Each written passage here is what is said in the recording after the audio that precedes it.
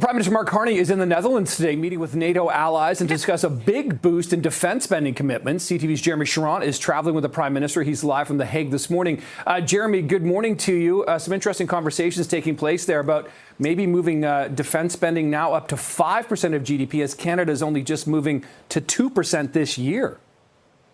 Yeah, exactly, Nick. That'll be the big focus here, and certainly the big challenge that Canada will face at this meeting and then moving forward to reach that new target. It is widely expected that the alliance is going to agree to this new 5% target. Of course, U.S. President Donald Trump, who is going to be here for this NATO summit, has been pushing for that target to be met, for alliance members to increase their spending. And we've heard in the lead up to this NATO summit from Secretary General Mark Rutte that he is on board with that and is pushing for this new target and expects the members during this meeting to agree to it. We're talking about 5% total on defense spending. There would be a bit of a new breakdown that NATO would adopt here, which would be 3.5% of that spending on hard military spending. That means tanks, weapons, the typical things that you would think of, and then there would be an additional 1.5% of spending that could be for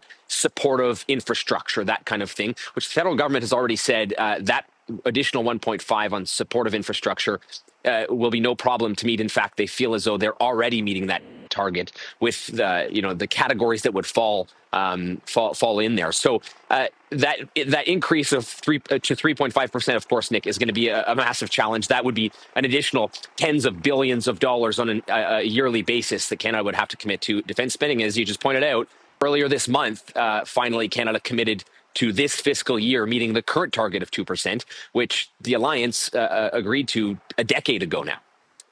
Bring sum of money. Jeremie, the other thing that really seems to be interesting at play here right now is the sort of realignment of Canada's relationship with Europe. Is it being sold by the Prime Minister as a move away from America, or is this like expanding the number of allies or the relationship of proximity, et cetera? How's this being spun? It's a great question. He and I think we heard from him yesterday, and what he said yesterday, I think, points more to expanding rather than moving away.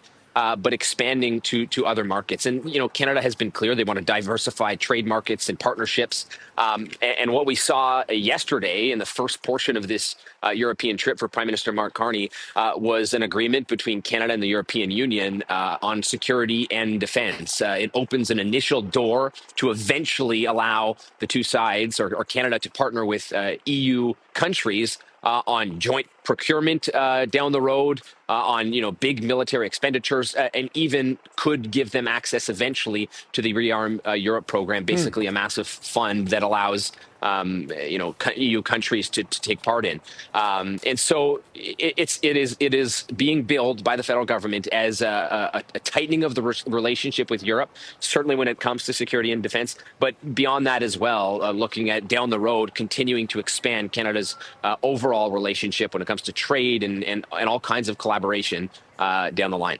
Okay, fascinating. That is CTV's Jeremie Charron live for us in The Hague this morning. Jeremie, thank you.